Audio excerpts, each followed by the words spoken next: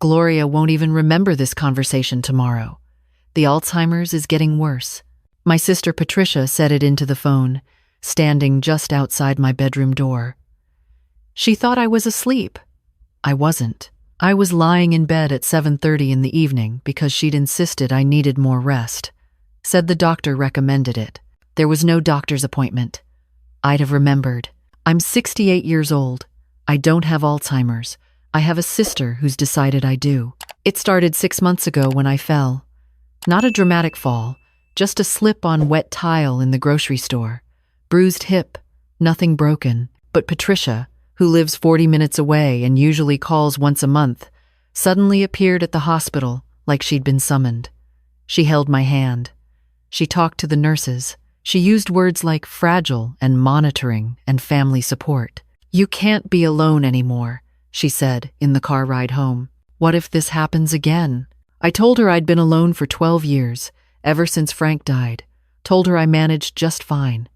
She smiled that tight smile she's perfected over the decades and said, "That was before." Before what? I didn't ask, because I already knew.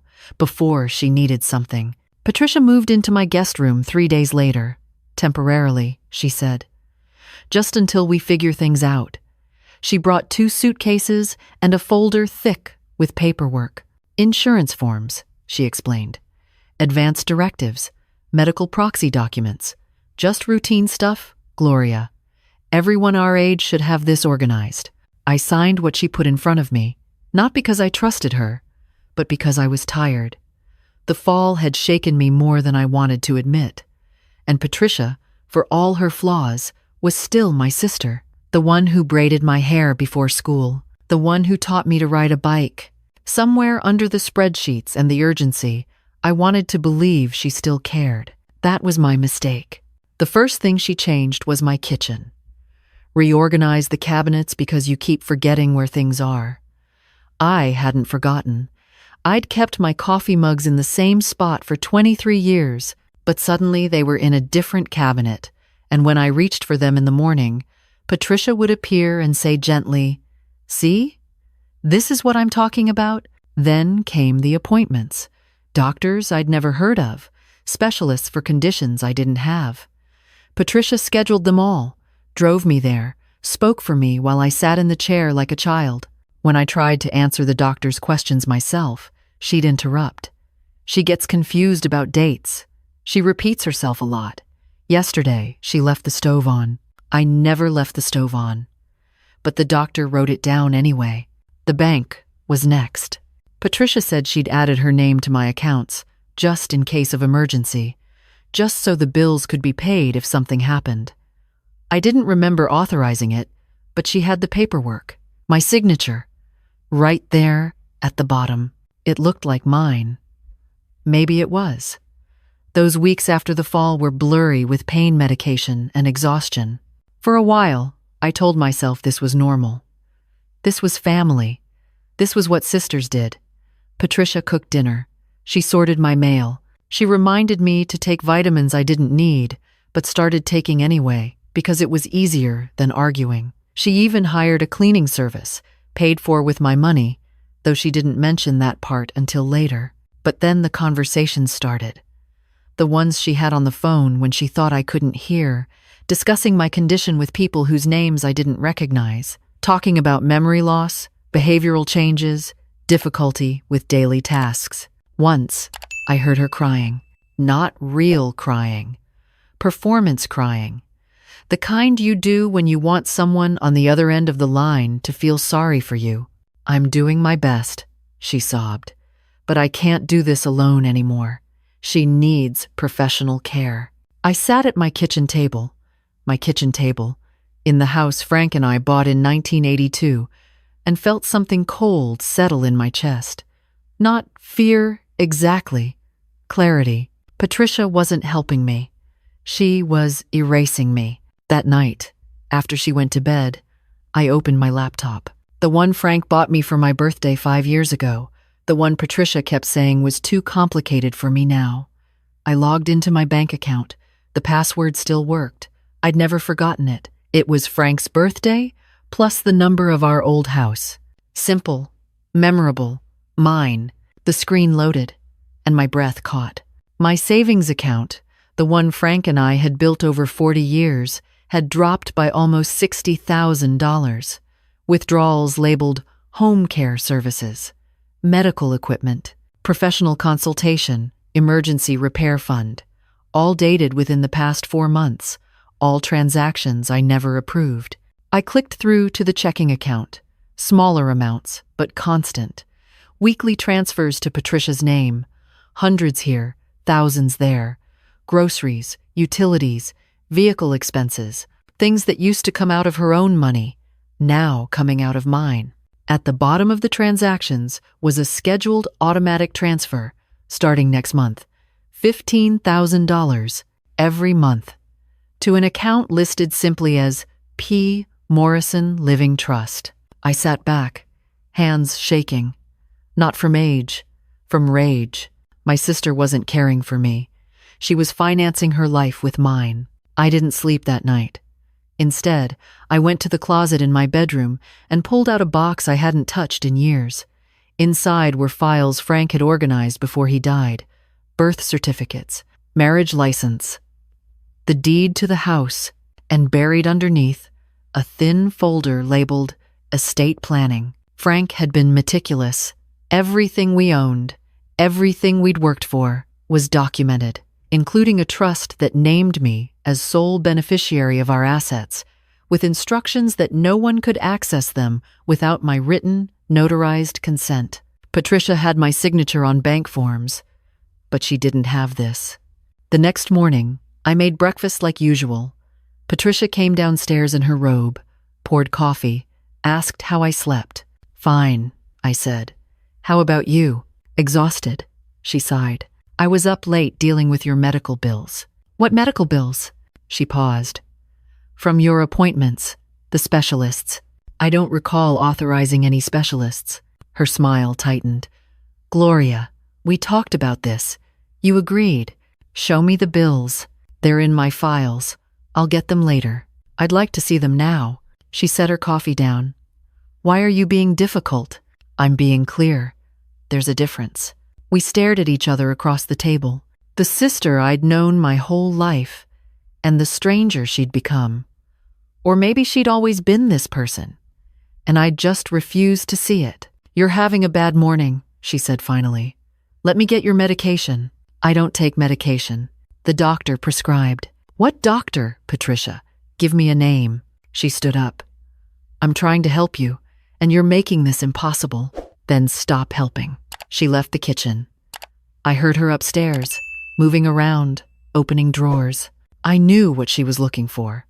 The documents, the power of attorney she'd had me sign, the proof that I'd given her control. But she didn't know about the recordings. I'd started 3 weeks ago, after I found the first suspicious withdrawal. A small digital recorder, the kind they sell at office supply stores. I kept it in my pocket, turned it on whenever Patricia and I talked about money or doctors or my so-called deteriorating condition. I recorded her conversations on the phone. Her meetings with people she claimed were home health aides. Every dismissive comment, every lie, every manipulation. I had 12 hours of audio, and I was about to use it. That afternoon, I called my niece, Patricia's daughter, Stephanie. She was 34, lived in Seattle, and visited maybe twice a year. I'd always liked her. She had her father's kindness, not Patricia's calculating edge. "Aunt Gloria?" She sounded surprised. "Is everything okay?" "I need you to listen to something," I said, "and then I need your help." I played her 3 recordings. Patricia telling a bank representative that I was mentally incompetent. Patricia on the phone with someone, discussing how much my house was worth and when would be the right time to suggest I move to assisted living. Patricia talking to Stephanie's father, my brother-in-law, saying, "Gloria doesn't know the difference anymore. We could sell the house, and she wouldn't even remember she owned it." The line went silent for a long time. "I'll be there tomorrow," Stephanie said finally. Her voice was shaking. "Don't let her know I'm coming." The next day, Patricia left for a doctor's appointment. Her appointment, not mine, though she'd told me it was for both of us. The moment her car left the driveway, Stephanie arrived. She brought her laptop, a legal pad, and a friend who happened to be a paralegal. We sat at the dining room table, the three of us, and went through everything. Bank statements, medical records, the power of attorney document Patricia had me sign, the trust Frank had established, the recordings. "This is elder financial abuse," the paralegal said quietly. "Textbook case. You have enough here to file charges." "I don't want to file charges," I said. "I want my sister out of my life." Stephanie looked at me. "Are you sure? She's taken over $60,000. "I'm sure." What I didn't say was that pressing charges would mean trials, testimonies, publicity. It would mean standing in front of strangers and proving I wasn't the failing, confused old woman Patricia had painted me as. It would mean giving more of my life to this betrayal. I just wanted it over. We drafted a letter instead. Legal, formal, and clear. Patricia was to return every dollar she'd taken. She was to remove her name from all my accounts. She was to leave my house within 48 hours, and she was to sign a document stating she had no claim to my assets, my property, or my care. If she refused, we'd file a police report and a civil suit. We had the evidence. We had witnesses. We had recordings that couldn't be explained away. When Patricia came home that evening, we were waiting. All three of us, sitting in the living room. She froze in the doorway. "What's going on?" Stephanie stood. "Mom, we need to talk." Patricia's eyes went from her daughter to me to the paralegal. "Who's this?" "Sit down," I said. She didn't move. "Gloria, if you're upset about something, we can discuss it privately." "I'm not upset," I said. "I'm done." I handed her the letter. She read it slowly, her face going pale, then red, then pale again. When she looked up, there were tears in her eyes. Not performance tears this time. Real ones. "You don't understand," she whispered. "I was trying to protect you." "From what?" "From yourself. From making mistakes. You're not as sharp as you used to be, Gloria. You needed help. I needed respect," I said. "You gave me theft instead." "I never," she stopped, looked at Stephanie. "You believe this?" Stephanie's voice was steady. "I heard the recordings, Mom. I saw the bank statements. I know what you did. I'm your mother, and she's your sister." Patricia stood there, the letter shaking in her hands. For a moment, I thought she might fight, might argue, might cry, might try one more manipulation. But then something in her face collapsed. Not regret, just defeat. "I'll be gone by Thursday," she said quietly. "I'll need time to find a place." "You have until Sunday," I said. "And the money, Patricia? Every dollar?" She nodded, turned, walked upstairs. She left on Saturday. No apology, no explanation. Just 2 suitcases, the same ones she'd brought 6 months ago, and a check for $62,000. She'd rounded up. Guilt money, maybe. Or perhaps just a final transaction. Clean and complete. We didn't hug.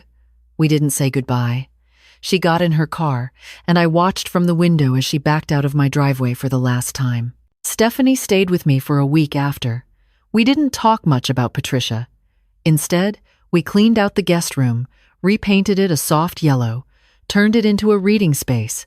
We cooked together. We watched old movies. She told me about her life in Seattle, about her job, about the person she was dating.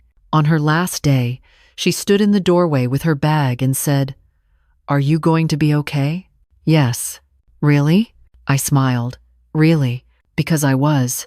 Not happy, not vindicated, just quiet. The way you feel after a fever breaks. Exhausted, yes, but clear. After she left, I sat in my newly painted room and opened a notebook. I'd been a librarian for 37 years. I knew how to document things. I wrote down everything that had happened. Not for a lawyer, not for revenge, just for me. So I'd remember. So I'd never let someone make me doubt myself again. On the last page, I wrote something Frank used to say.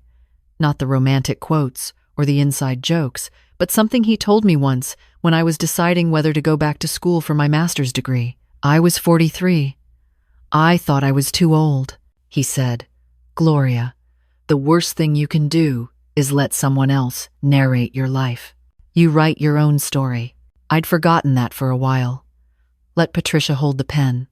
Let her decide what I could and couldn't do, what I did and didn't remember, who I was and wasn't anymore. But I had the pen back now. 3 months later, I got a card in the mail. No return address, but I recognized the handwriting. Patricia's. Inside was a single line.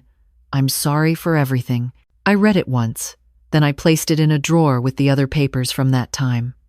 Not forgiveness, not reconciliation, just documentation. Proof that it happened, that I survived it, and that I chose not to carry it forward. That same week, Stephanie called. "How are you doing?" "Good," I said, and I meant it. "I'm coming to visit next month." "Is that okay?" "More than okay." She paused. "Aunt Gloria, thank you." "For what?" "For not making me choose between you and her. For handling it the way you did." "I didn't do it for you," I said gently. "I did it for me. I know. That's why I'm grateful." After we hung up, I made tea. Sat in my reading room with a book I'd been meaning to finish for months. The sun came through the window at just the right angle, warm and soft. The house was quiet. Not empty, just quiet. I didn't need anyone to organize my cabinets or manage my appointments or decide what I could handle. I'd been handling my life just fine for 68 years. I'd raised 2 children. I'd buried a husband. I'd run a library branch. I'd survived my sister's betrayal without losing myself in the process. That evening, I walked to the mailbox. A neighbor passed by, waved. I waved back. Normal, simple, mine. Inside was a letter from the bank confirming that Patricia's name had been removed from all my accounts, confirming that new security protocols were in place, confirming that I, and only I, had access to what was mine. I folded the letter carefully and placed it with the others. Some people might say I should have pressed charges, should have made Patricia pay more than just the money, should have made sure everyone knew what she did. But I didn't need the world to know. I just needed to know.